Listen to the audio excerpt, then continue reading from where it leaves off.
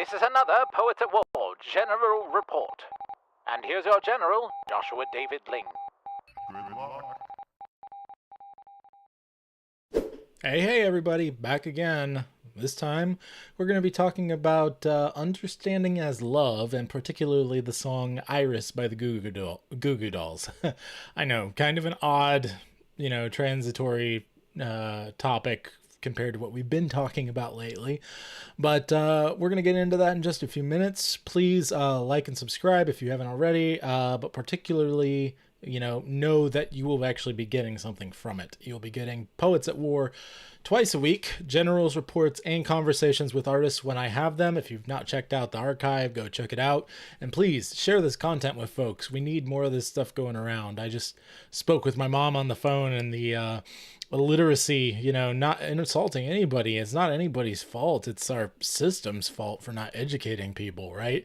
But there is so much illiteracy, especially in the area of fairy tales and fantasy literature and things of that nature. So you want more of that? You can subscribe and we'll talk more. Theology, etc. Lots of fun stuff.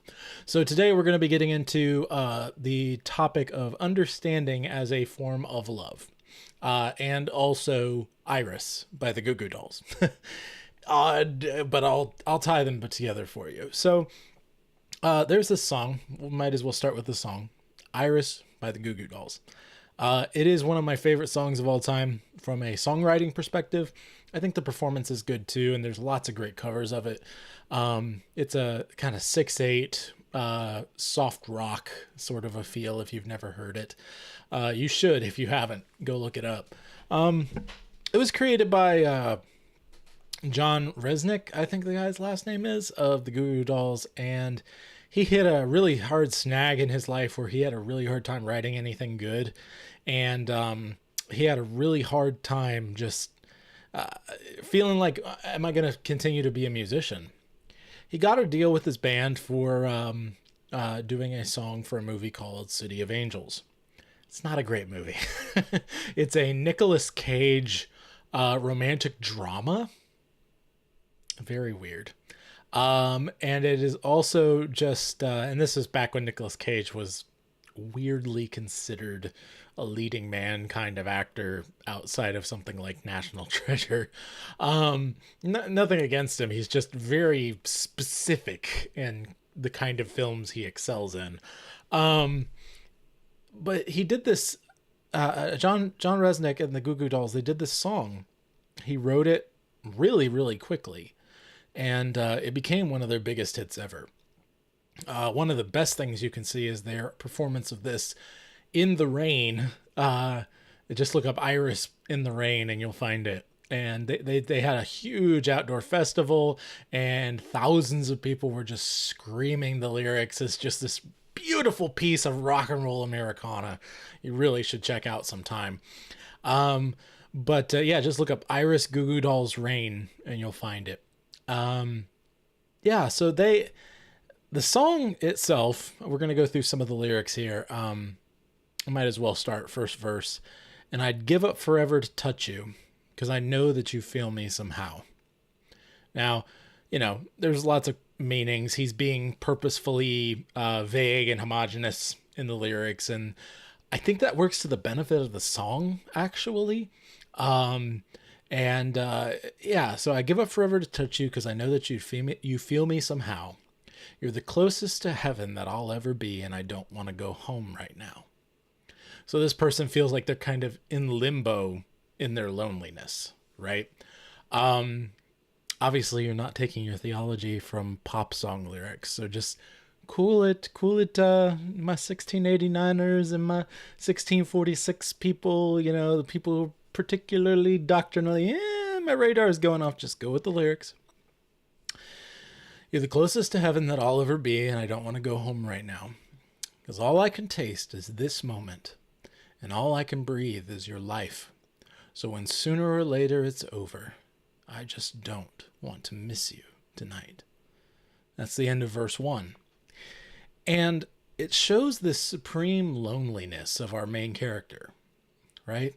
He feels very, very much alone in the world.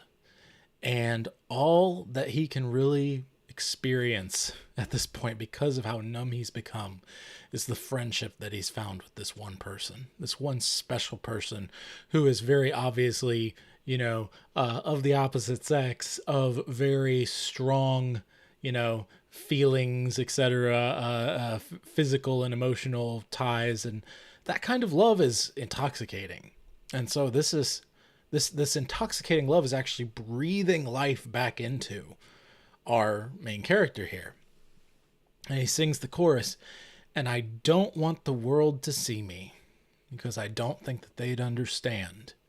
When everything's made to be broken, I just want you to know who I am." Now, there's a lot of sides to that, a lot of different directions that we can go, and that's an iconic chorus. Some of you may not have looked up the song and may have not recognized it from the first verse, but you know it probably by the chorus by now. And he says, "I don't want the world to see me." So this person is trying to become reclusive. He's drawing back from the world into himself, right? "I don't want the world to see me because I don't think that they'd understand." Right? I don't think that they'd understand. Now, let me be clear. I don't think John Reznick thought of all this stuff that I'm telling you and teaching you. That's beside the point. I'm trying to make a point through this song. Okay, so I'm not saying anything about John Reznick one way or the other. He's not this topic of discussion, so just keep that in mind. Because I don't think that they'd understand. They being, at least in the movie, and in, I think the lyrics pretty clearly, society, because I don't think the general public will understand. I don't want them to see me because I don't think that they'd understand.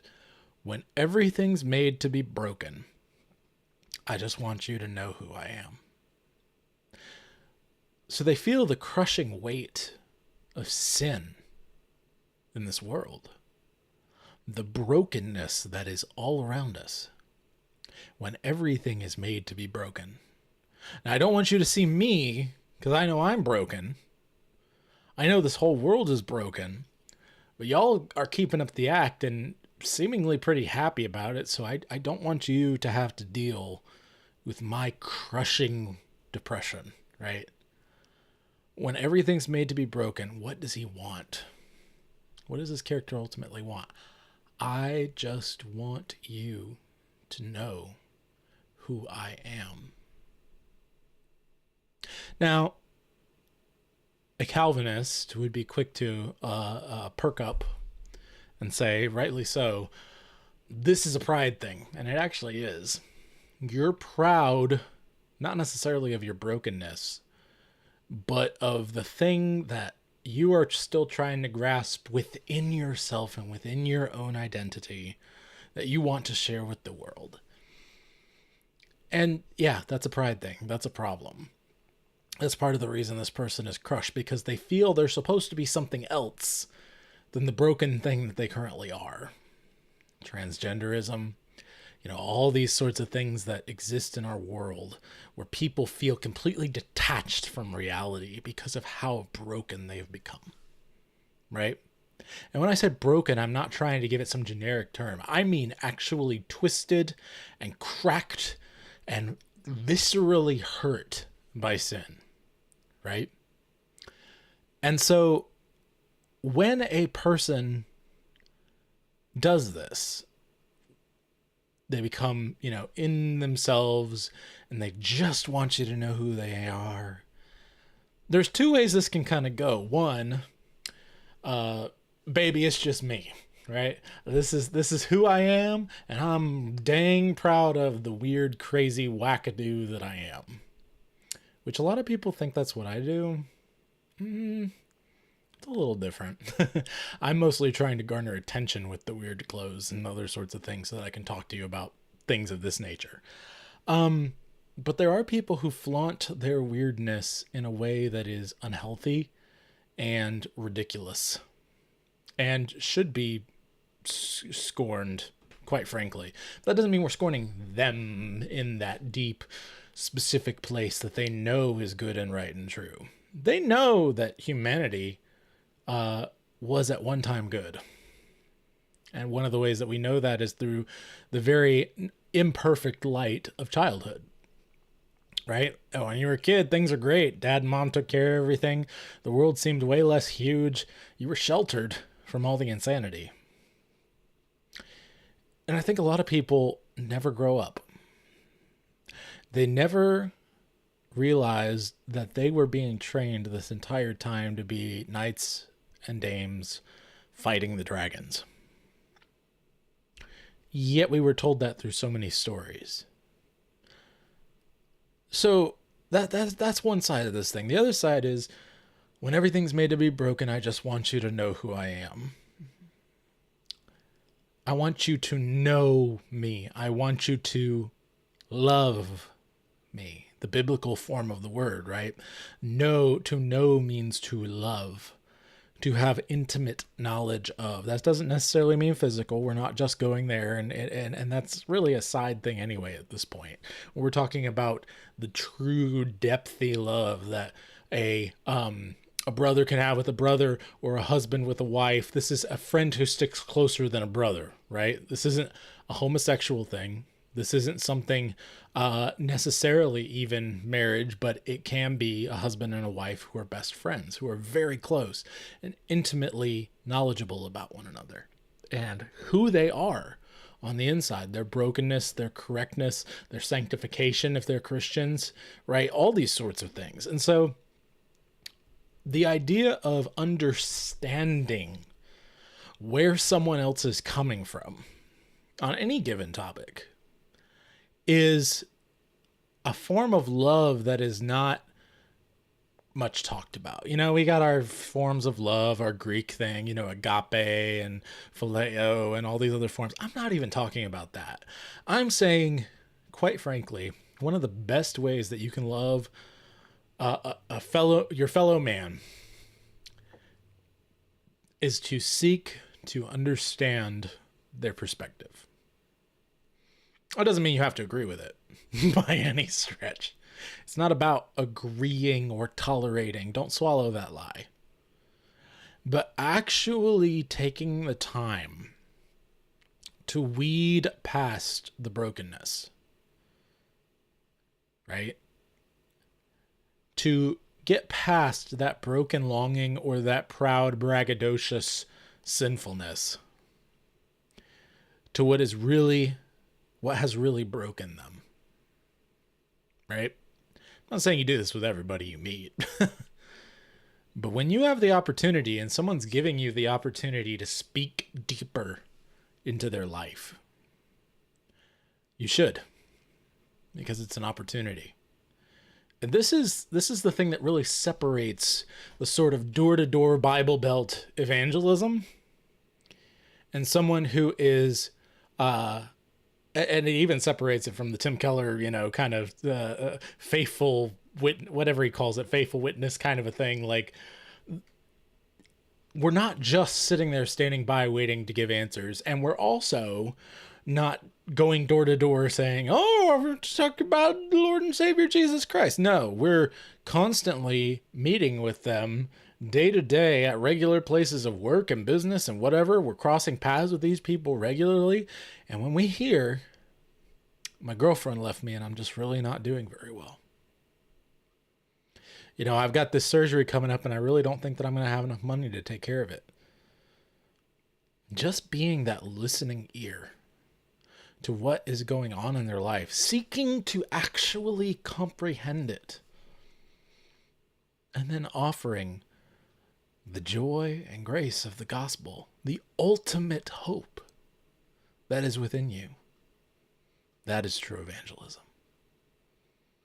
And so, with all that being said, go listen to Iris. It's a beautiful song. Beautiful, beautiful song. And if you're feeling that kind of longing, it's right over there. Text me. You can call me if you want to. I'll try to be that listening ear for you. I can't do it for everybody, but I'll do my best. I just want to hear from you. I want to be that listening ear.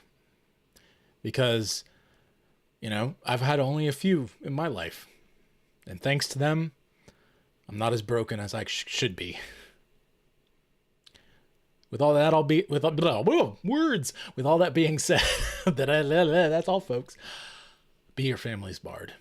Do not turn to the right or to the left, and the Lord will be with you wherever you go.